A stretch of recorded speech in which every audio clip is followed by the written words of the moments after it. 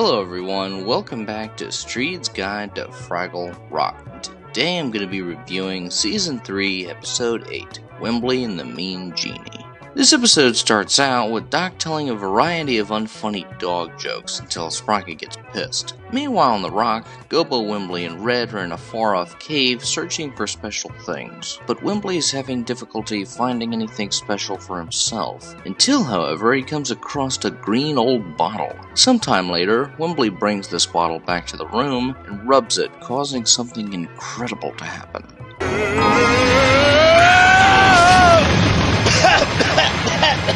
Well, it's about time! Oh boy, is it cramped in there and I got a kink in my neck. I don't want to say that bottle's small, but I didn't even have enough room to change my mind! Hey! Who are you?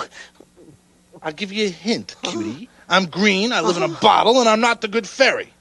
Wait, you're a genie! Wow! Ooh! And you're a genius! Wow! Wembley asks for wishes, but the genie stalwartly refuses, saying how it's unfair that he gives everyone wishes only for him to get stuffed back in the bottle for centuries. So now he's had enough. He's mad as hell and he's not gonna take it anymore. So now that the genie's freed himself from the bondage of others' greed, he's decided to have his own fun. So he walks through a wall with Wembley, and they run into Gobo and Red, who are amazed. Wembley explains that he doesn't give out wishes anymore, and the genie shows them a trick, resulting in their stuff being broken, as the genie bellows with laughter as they scuttle away. Red then discovers the bottle's foreboding inscription, reading, "Do not rub this bottle." So Gobo suggests they check up on this mysterious creature in the Encyclopedia Fraggle. Here it is under genealogies. And here he is under bad genies. Listen to this. It says he comes from a broken bottle. And here's a list of his good deeds and his bad deeds. Stealing, lying, breaking things. What are his good deeds? Those are his good deeds. Huh? These are his bad deeds. Uh-oh. We better go warn Wembley. Yeah.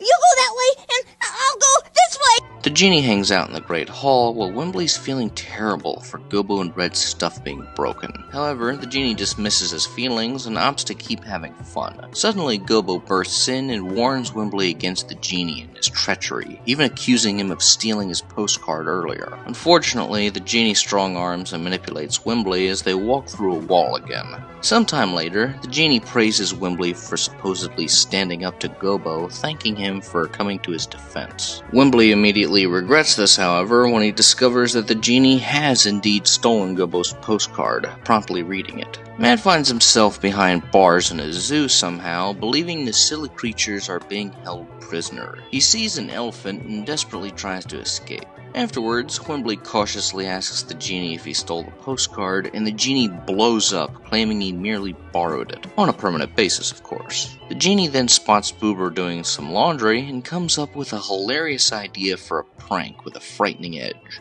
Watch this. What?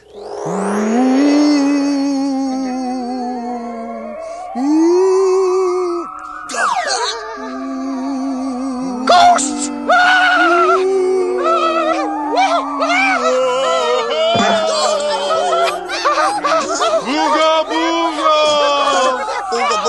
Gobo quickly realizes that it's the genie's fault as he quickly scuttles off with Wembley. Naturally, Gobo and the rest are pissed and decide to plot a way to get rid of the green menace once and for all. Sometime later, the genie is pleased with all the chaos while Wembley's consumed with guilt. So being the duplicitous bastard he is, he grabs a ukulele in an attempt to manipulate Wembley, until Gobo and the others burst in, with Gobo demanding he fuck off. We're gonna put you back in that bottle. Yeah! That's what you think! Oh. I'm never going back in that bottle. And there aren't enough of you Fraggles in this rock to put me there. I'm never going back, understand? Never! Oh, no. Out of my way! Move it!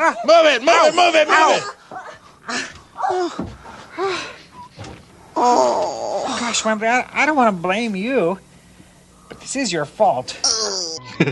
Love the savagery, Boober. Sometime later, the genie makes some graffiti while drinking radish beer, which is something I'd love to try, and Wembley challenges the genie to various tasks until he tricks him into entering the bottle once more.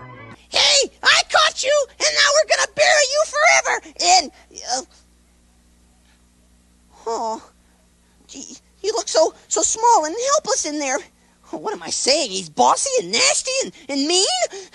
If I let you out, they'd be furious at me. You'd probably tear the whole place apart. And oh, but if I don't, I'll always know I buried you forever and ever. Oh. Okay, but I'll let you out, but you have to promise to go far away from here, all right? Okay. Thanks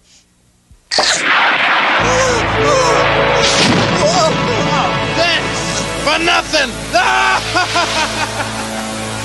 Gee, I hope I did the right thing. Back in the workshop, Sprocket makes up a list of demands for Doc's unfunny comedy routine, while Doc remains obdurate. We return to the Rock, and everyone celebrates Wembley for trapping the genie. In the commotion, the bottle's shattered, with Gobo believing he's killed the genie, prompting Wembley to tell the truth that he let the genie out if he promised to stay away, conveniently leaving out the part where he said thanks for nothing and flew away. Suddenly, the genie predictably pops up again and breaks into a badass rock song, hypnotizing the Fraggles. I woke up and I started to see everyone yells when you try to get free. Nobody cares if you laugh or cry. Nobody cares if you live or you die. People got rules for the night. People got rules for the day. Time to get angry and fight. Time to get angry and say, well, do you want it? No, get out of my way! Well, do you need it? No, just take it away! Well, do you want it? No, gonna let for the day! Well, do you need it? No, get out of my way! Do you want it? No, get out of my way! Do you need it? No, just take it away! Do you want it? No, gonna let for the day! Do you need it? No! I absolutely love this song. It's among my favorites in the entire show. It sounds amazing and the visuals are really dystopian. What I appreciate most about this song is how much depth it gives the genie. When you think about it, the song is really a thundering, rebellious cry for help. He's been so tormented by granting everyone's wishes, he sees any opposition to his chaos as an attempt to oppress him. Hence why the chorus for the song is, "Do you want it? No, get out of my way." Perfectly outlining why he's so unstable, and why he's conflated standing up for himself with doing whatever he pleases. He's a genie after all, so it would be reasonable to assume that he's never known actual freedom. He doesn't understand the line between the two. I also find it interesting that he hypnotized the Fraggles into slaves, which I believe is a form of spiritual vengeance for all those who've enslaved him. Moving on, the genie imitates an 80s music video, and Wembley's had enough of this shit, wishing he'd stop this madness. It works surprisingly enough, and the genie explains that he's bound to grant wishes if he's asked for them. So Wembley wishes for the Fraggles to be themselves again, to fix all the things that he's broken, and for him to finally understand the difference between standing up for yourself and just doing whatever you want to do. I suddenly understand. Fraggles. Dear Fraggles. I wish now to apologize to any one of you whom I may have offended, scared, inconvenienced, or bamboozled. And now... now I'll go back to my little, tiny, lonely bottle. No! Wait! No! I have one more wish. Yes, Master. I wish you were free and never had to go back to that awful bottle again. You really wish that for me? Your command is my wish. Put it there, pal.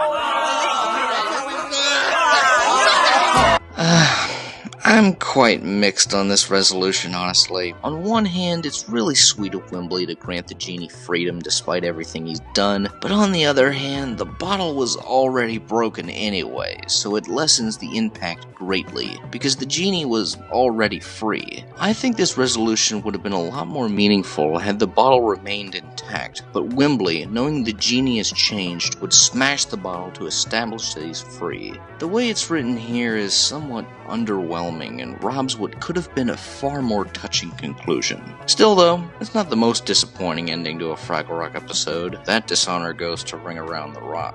We return to the workshop, with Doc and Sprocket finally settling their differences. You know, Sprocket, I gotta admit, you do know how to stand up for yourself. Huh? Oh, all right. I agree to your final demand. You don't have to wear the arrow. I'll wear it. Woof.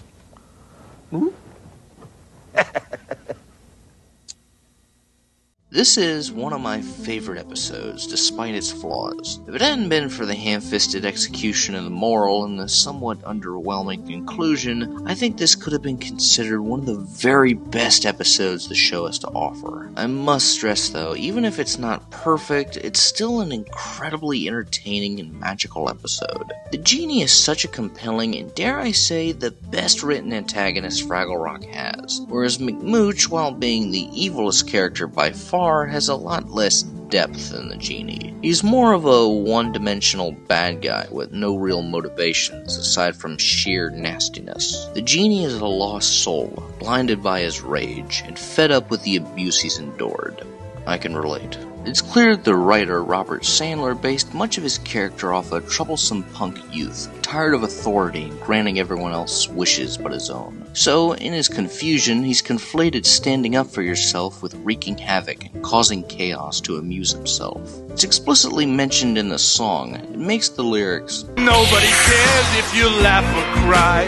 Nobody cares if you live or you die. a lot more tragic when you consider how the Genie must have felt being bound to grant everyone's wishes, only to be banished back into a tiny, lonely bottle. When I was a kid, I always thought that specific lyric was about the Fraggles, but as an adult, I realized it was about himself and how people treated him. There's no argument that this doesn't justify lashing out at everyone, but it makes you understand why he ended up like that. It was nice to see him redeemed though. I just wish it would have been executed differently so that the Genie's freedom had more meaning. As for the Doc subplot, it's pretty inoffensive. I don't really have anything to say about it one way or the other. It's not particularly funny, but it's not particularly grating either. It's just there. Overall, this was a flawed but thoroughly entertaining and well-written episode distinguishing the difference between standing up for yourself and just doing whatever you want to do. It's a very nostalgic episode for me, and it never fails to bring a feeling of deep inner happiness. I'm gonna give this one a rockin' and magical doozer stick. Well guys, it's good to be back again, and I will see you all next time.